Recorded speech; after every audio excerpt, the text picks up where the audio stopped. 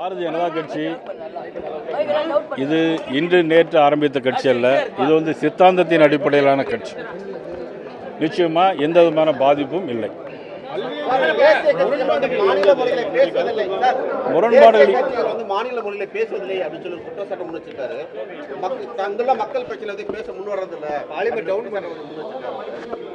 பாரத பிரதமர் நரேந்திர மோடி அவர்கள் எந்த நாட்டுக்கு போனாலும் எந்த ஊருக்கு போனாலும் தமிழை பற்றியும் தமிழ் மக்களையும் பற்றியும் தமிழின் பெருமையை பற்றியும் பேசுகிறார். இப்போது கூட நமது செப்பேடுகளை கூட மீட்டு வந்திருக்கிறார். ஆக தமிழ் மக்கள் மீது பாரதிய ஜனதா கட்சியும் என்றும் ஒரு அக்கறையோடு செயல்பட்டு கொண்டிருக்கிறது.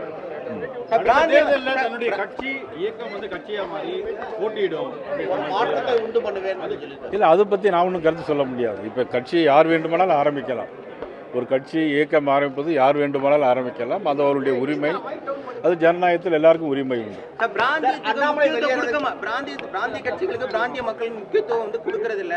தேசிய கட்சி பாஜக மாதிரியான ஒரு தேசிய கட்சி முக்கியத்துவம் கொடுக்கறது இல்லைங்கிற ஒரு விஷயத்தையும் சொல்லியிருக்காரு. இல்லை, அது ஒரு தவறான குற்றச்சாட்டு. ஏன்னா பிராந்திய கட்சிகளுக்குன்னு இல்லை, நமது தமிழ்நாட்டிற்கு என்ன செய்து கொண்டிருக்கிறது என்பது தான் முக்கியமே தவிர பிராந்திய கட்சிகளுக்கு முக்கியம் கொடுக்க மாநில அளவிலான உரிமைகளுக்கு பெருசாக முக்கியத்துவம் கொடுக்கறது இல்லை. மாநில எப்படி இன்னைக்கு பார்த்தீங்கன்னா தமிழ்நாட்டில் பார்த்தீங்கன்னா எல்லா சாலைகளும் போடப்படுகிறது, எல்லா விமானங்களும் போடப்படுகிறது, எல்லா நிதிகளும் தரப்படுகிறது. ரேஷன் கடையில் உள்ள எல்லா பொருட்களும் இன்னைக்கு பாரத பிரதமர் நரேந்திர மோடி மத்திய அரசு தான் கொடுக்கிறார்கள். அண்ணாமலையில் பாதிப்பது இருக்குமா? எந்த விதமான பாதிப்பும் இல்லை.